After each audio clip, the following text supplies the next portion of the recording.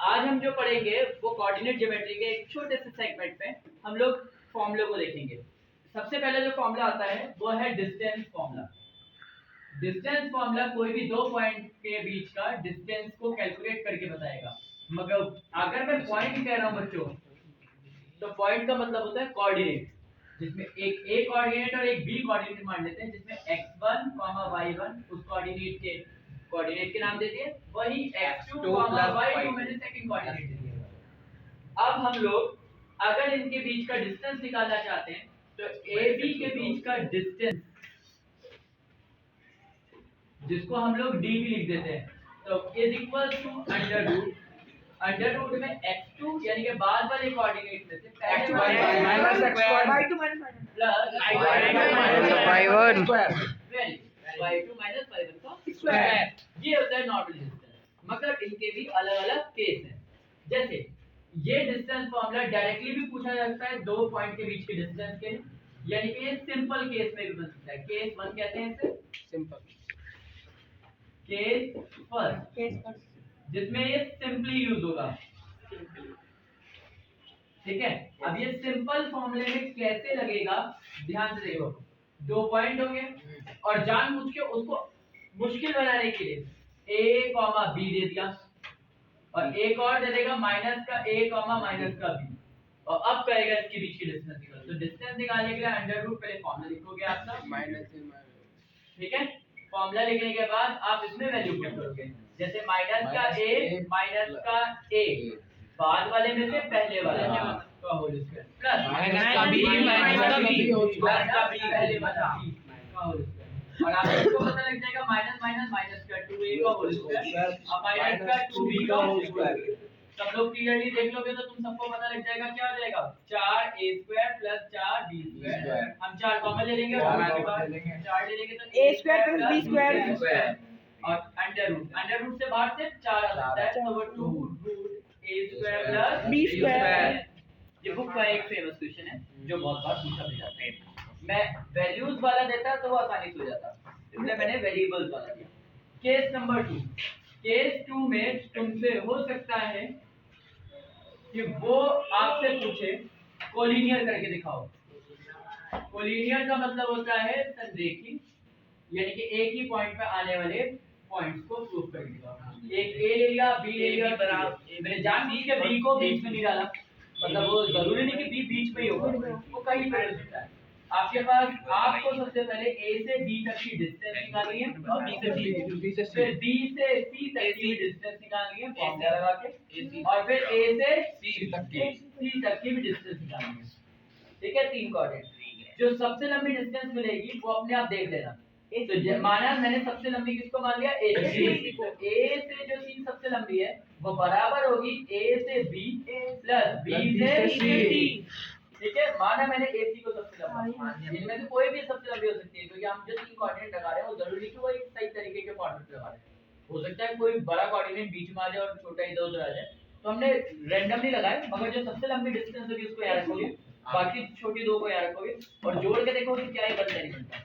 अगर ये बन जाता है तो ये क्या हो जाएंगे, हेंस दे आर कोलिनियर। ये क्या हो जाएंगे, कोलिनियर।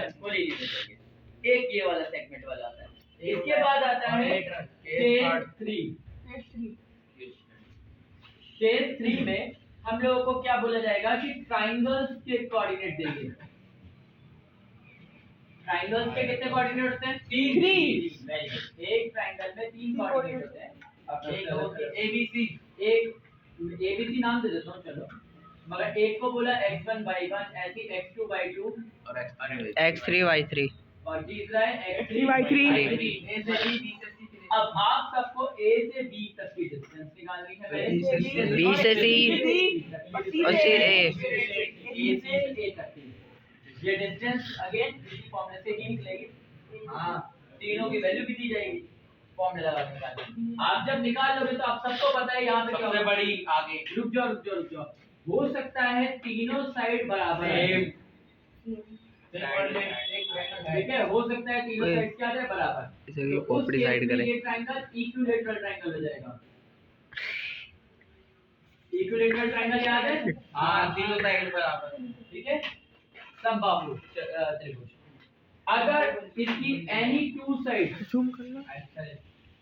कोई भी दो साइड क्या आ जाए इक्वल, कोई भी दो साइड का मतलब है या तो ए बी बराबर हो जाए बी सी के, या तो बी सी सी ए के, या फिर ए बी बराबर हो जाए सी ए के। इन तीनों में से कोई एक बात हो जाए। तो याद रखना एनी टू साइड इक्वल हो जाए। तो इस केस में हम लोगों को क्लियरली मिल जाएगा ये आइसोसीलियस है, आइसोसीलियस ट्रायंगल।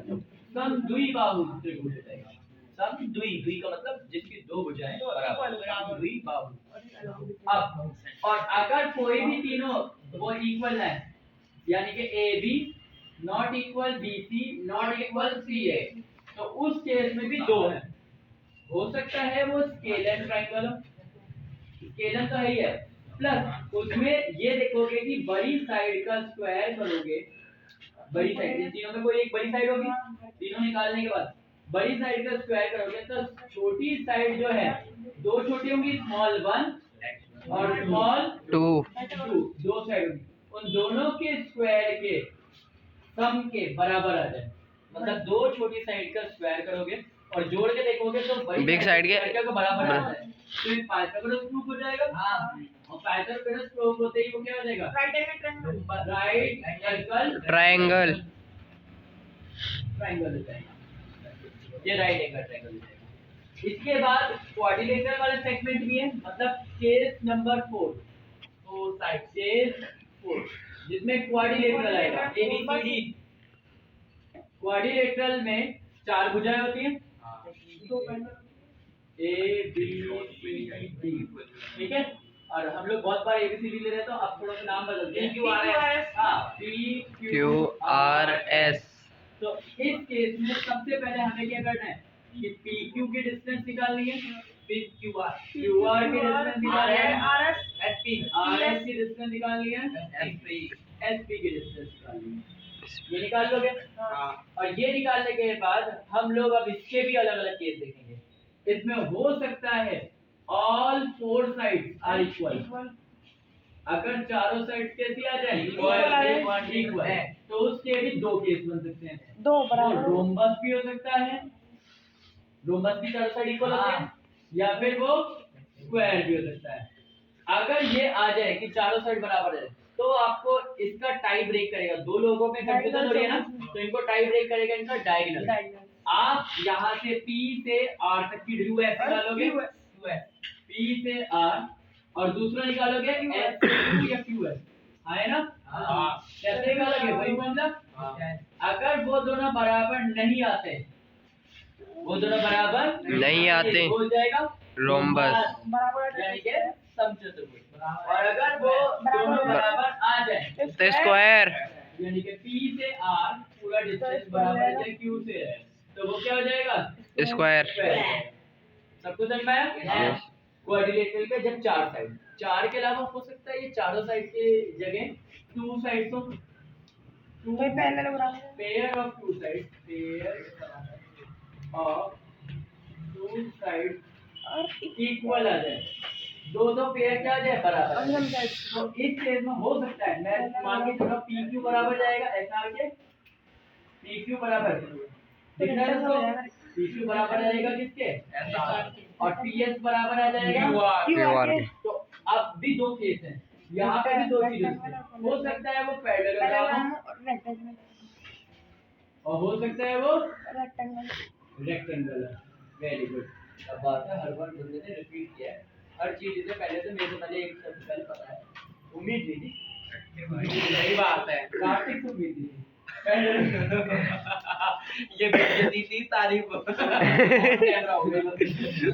पैरेललोग्राम की केस में हम लोगों ने नोटिस किया कि ये पूरा पैरेललोग्राम में शकल भी दिखानी करती है ये। अब देखो, एक टेढ़ा होता है और एक सीधा होता है। जो टेढ़ा होगा उसके डायगोनल में एक डायगोनल लंबा होगा और एक डायगोनल छोटा, तो क्या बराबर होंगे वो? नहीं। तो यानी कि पैरेललोग्राम टेढ़ा होता है। इस केस में पीआर बराबर नहीं होगा, QR बराबर होगा रेक्टेंगल की दो साइड इक्वल होते हैं और अगर PR बराबर आ जाए किसके QR के तो रेक्टेंगल होगा। बराबर। अब समझ में आया? मैं शॉर्ट में बताऊंगा तुम्हें तो वो तुम्हें करने के बाद समझ में आएगा कि चार साइड निकालोगे, चार साइड में चारों बराबर आ जाते हैं तो टाई ब्रेक करेगा उनके डायगोनल, बराबर आ जाते नहीं आते तो रोम्बस, बराबर आ जाते तो स्क्वायर। चार में से दो दो साइड्स इक्वल आ जाए, दो इधर की दो उधर की, तो इस केस में हमारे पास फिर दो कंफ्यूजन होंगे, पैरेललोग्राम रेक्टेंगल। बराबर नहीं आए तो पैरेललोग्राम, बराबर आ जाए तो रेक्टेंगल। लास्ट केस केस बाकी है फिफ्थ जिसमें एक वर्ड लिखा होगा ये इक्विडिस्टेंस, ठीक है? इक्विडिस्टेंस में दो कंडीशन में होगा, हो सकता है वो इक्वेशन बनाने को कहे, हो सकता है वो मिसिंग कोऑर्डिनेट ढूंढने को कहे, ठीक है? जो इक्वेशन बनाने को कहेगा वो काम कैसे होगा? इक्विडिस्टेंस का मतलब है एक पॉइंट दो अलग अलग पॉइंट से बराबर दूरी पे है, दिख रहा है? ए और बी, उससे कौन बराबर दूरी पे है? पी। तो इस केस में वो ऐसे कहेगा, आपको कोई ना कोई इन तीन कोऑर्डिनेट में से, मैं आपको बता दूं, इन तीन कोऑर्डिनेट से दो कोऑर्डिनेट क्लियरली देगा, दो तो देगा, तीसरा आपको ढूंढना पड़ेगा। या तीसरे में हो सकता है, तीसरे में कोई एक कोऑर्डिनेट का एक या तो एक्स या तो वाई गायब कर देगा, फिर हमें जीरो ये समझ में आ रहा है? अब मिसिंग कोऑर्डिनेट हो सकता है जो P पॉइंट हो वो बोलते हैं x एक्सिस को, अगर कोई कोऑर्डिनेट x एक्सिस को होता है बच्चों तो उसका कौन सा वाला कोऑर्डिनेट 0 हो जाता है? y, very good. तो उसको लिखा जाता है x, 0 जिसमें y कोऑर्डिनेट 0। अगर कोई y एक्सिस को होता है तो उसका क्या 0 होता है? X by.